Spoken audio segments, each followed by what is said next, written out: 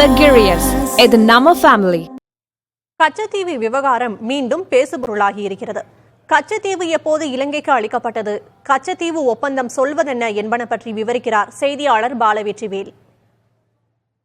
6184 தமிழக மீனவர்கள் கடந்த 20 வருடங்கள்ல இலங்கை ராணுவத்தினரால் கைது செய்யப்பட்டிருக்கிறாங்க. அதற்கு காரணம் கச்சத்தீவு தாரை வார்க்கப்பட்டதுதான். இதுதான் இந்திய வெளியுறவுத்துறை அமைச்சர் ஜெய்சங்கர் செய்தியாளர் சந்திப்புல கூறிய கருத்து. கச்சத்தீவு விவகாரம் மீண்டும் தமிழக அரசியலில் மட்டுமல்ல தேசிய அரசியலிலும் மிகப்பெரிய ஒரு அதிர்வலைகளை ஏற்படுத்தி இருக்கிறது. கச்சத்தீவு எங்கு இருக்கிறது, எப்போது யாரால் தாரை வார்க்கப்பட்டது என்பது குறித்து விரிவாக பார்க்கலாம். கச்சத்தீவை பொறுத்தவரையும் அதனுடைய மொத்த பரப்பு 285 ஏக்கரும் 20 சென்ட் பரப்பும் அளவு அமைஞ்சிருக்குது.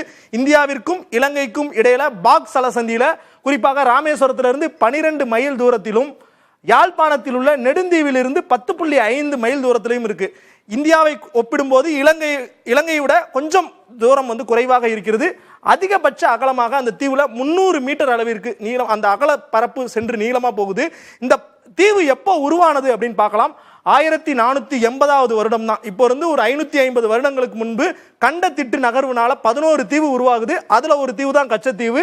1605ஆம் ஆண்டு சேதுபதி மன்னருக்கு உரிமையாக்கப்பட்ட தீவுகள்ல ஒரு தீவாகுது. குருசடி தீவு, ராமசாமி தீவு, கச்சத்தீவு இந்த லிஸ்ட்ல அவங்களோட டாக்குமெண்ட்ஸ்ல 1605ல சேர்க்கப்படுது.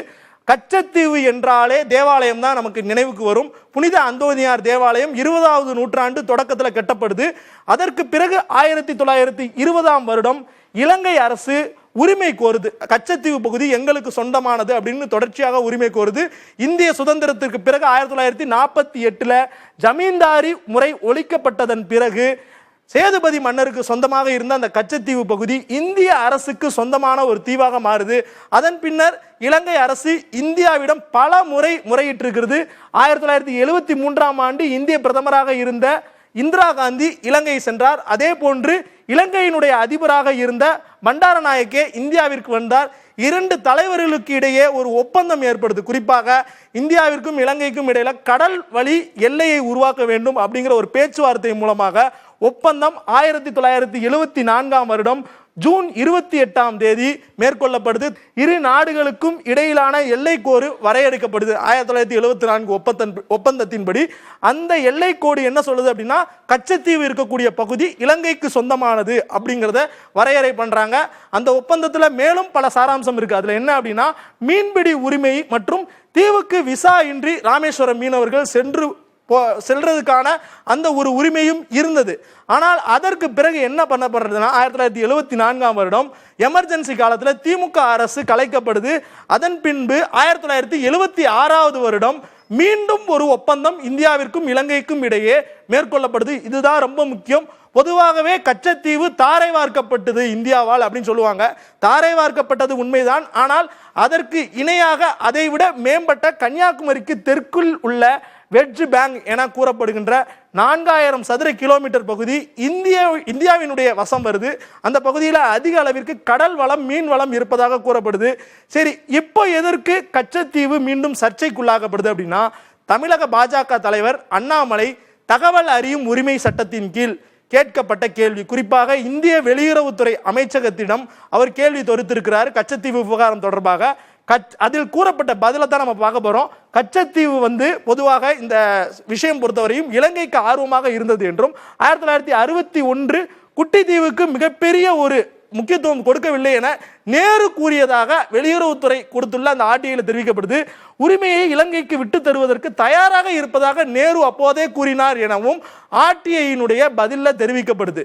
குறிப்பாக 1973ஆம் ஆண்டு கொழும்புவில் வெளியுறவுத்துறை அதிகாரிகளிடம் மேற்கொள்ளப்பட்ட அந்த ஆலோசனையில இலங்கைக்கு தர முடிவெடுக்கப்பட்டதாகவும் தகவல் அறியும் உரிமை சட்டம் அந்த பதில் அண்ணாமலைக்கு தெரிவிக்குது.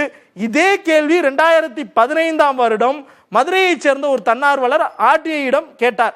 வெளியுறவுத்துறை அமைச்சகத்திடம் கேட்கப்பட்ட கேள்விக்கு கச்சத்தீவு இலங்கைக்கு சொந்தமானது என்று இந்தியா அங்கீகரித்ததை 2015ஆம் வருடமும் ஜெய்சங்கர் ஏற்கனவே நியாயப்படுத்தி இருக்கிறார். இந்நிலையில 2015ஆம் வருடம் கச்சத்தீவு விவகாரம் தொடர்பாக இந்தியாவினுடைய நிலைப்பாடு வேறு விதமாக இருந்த நிலையில 2024 RTIயில் கேட்கப்பட்ட கேள்விக்கு தற்போது கச்சத்தீவு தாரை வார்க்கப்பட்டது என பதில் கூறப்பட்டிருக்கிறது. கச்சத்தீவை பொறுத்தவரை அதனுடைய பரப்பு பெரிய அளவுக்கு இல்லாவிட்டாலும் அதனுடைய எல்லை புறத்தில் தமிழக மீனவர்கள் குறிப்பாக மீன்பிடிக்க செல்லும் போது கைது செய்யப்படுவதும் சுட்டு வீழ்த்தப்படுவதும் கடந்த 20 வருடங்களாக அதிகரித்து வரும் நிலையில கச்சத்தீவுக்கு ஒரு நிலையான தீர்வு வேண்டும் என்பதுதான் அரசியல் விமர்சகனுடைய ஒரு எதிர்பார்ப்பாகவும் இருக்கிறது.